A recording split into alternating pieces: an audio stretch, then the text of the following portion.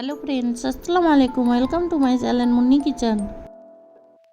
আজকে তৈরি করব স্প্রাউটস লকি চিলা। এখানে বড় কাপের 1 কাপ স্প্রাউটস নিয়েছি, হাফ কাপের মতো লকি ছোট ছোট টুকরো করে কেটে নিয়েছি।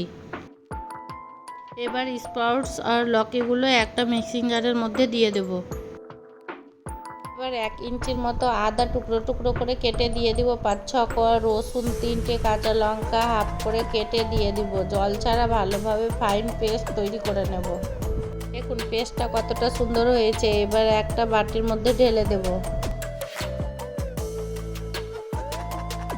এবার 1 পিঞ্চ হলুদ, স্বাদ মতো লবণ, হাফ চামচের মতো গোটা জিরে, 2 চামচের মতো বাঁধাকপি কুচি, 2 চামচের মতো গাজর কুচি, 2 চামচের মতো টমেটো কুচি দিয়ে ভালোভাবে সব কিছু মিশিয়ে নেব।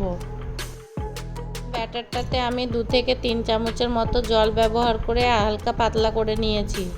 গ্যাসের উপরে একটা তাওয়া চাপিয়ে সাদা তেল ব্রাশ করে দিব। এবার স্প্রাউটলির মিশ্রণটা 1 চামচের মতো দিয়ে চারদিকে ভালোভাবে ছড়িয়ে দেব। এক পার লালচে কালার করে ভাজা হলে উল্টিয়ে দেব।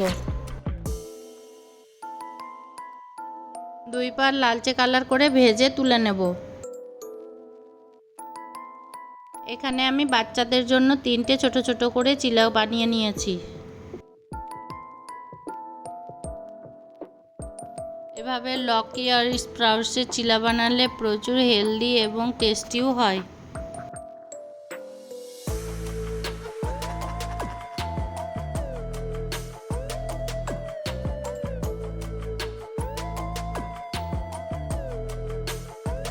সব চিলা বানানো হয়ে গেছে। চিলাগুলো দেখুন কতটা সুন্দর হয়েছে।